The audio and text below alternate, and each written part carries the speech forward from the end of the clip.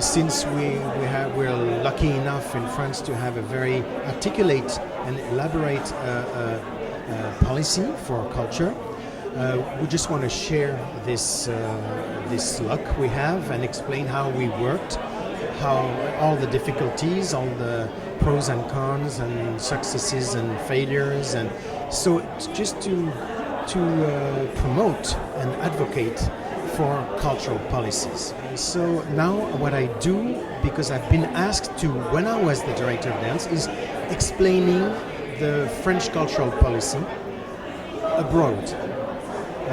So in the last year and a half, I went to about 40 different countries to explain or coach or monitor or accompany and help out people that want to think over their cultural policy in general, and more so for performing arts. So this is what my job is now. This comes from a long history. It comes from, I would say, it started with François I, the king, some 400 years, 500 years ago. And I would just say the key moments and key people. Then Louis XIV, that wanted to compete with the Italian Renaissance and built Versailles and wanted to be surrounded by artists and interesting people in his court. And he who was an artist himself. He was dancing and acting himself in plays, and very, very interested in the arts in general. And of course, at this moment, let's say the financial issues were more.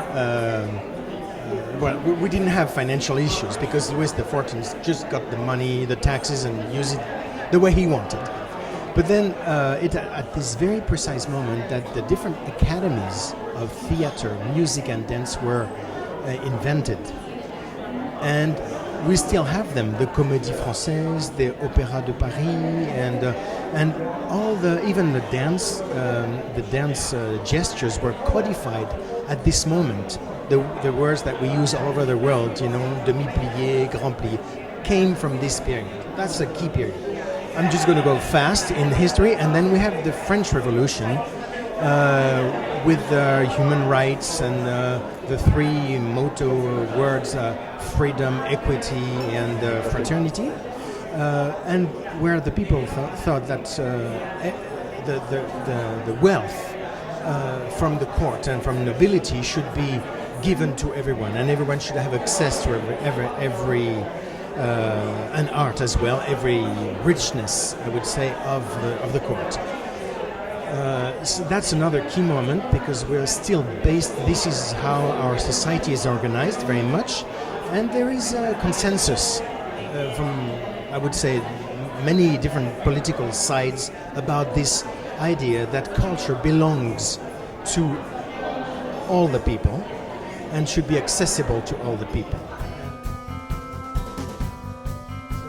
This idea that all at this period of time, the idea that all humans were equal was a very revolutionary idea. And then we had the Enlightenment centuries, with Voltaire and Rousseau and all these people also that were also trying to bring new ideas on equity and equality in between human beings, and also on what they would call emancipation, which is a way to master your own destiny. And so if we agree with this idea, which I do, that all human beings are equal in rights. Of course, we're not equal in our capacities, but we're equal in rights. Then education and arts and culture are a way to learn and to address these issues, and to address your own freedom and freedom of expression, and to be able to master your destiny. Master your destiny by yourself. Not to have a given identity, but a constructed, built-up identity that you make yourself.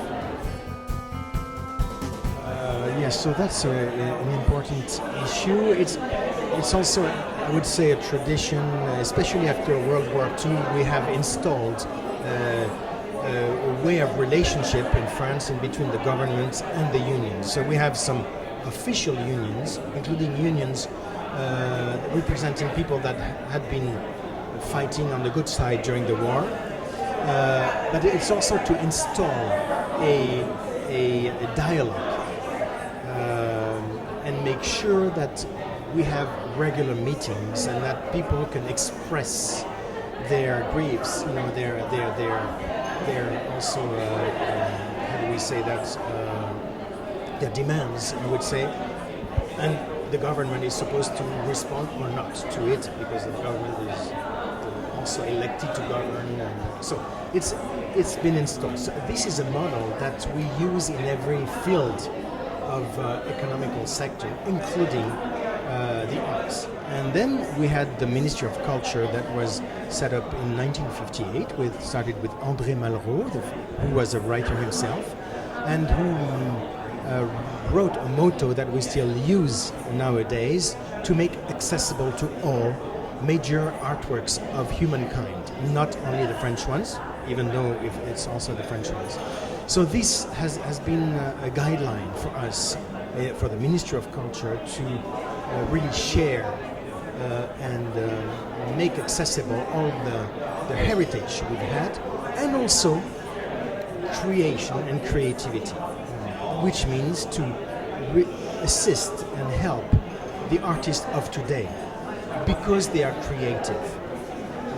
So it's heritage and creation. That's how it came. So much. Thank you.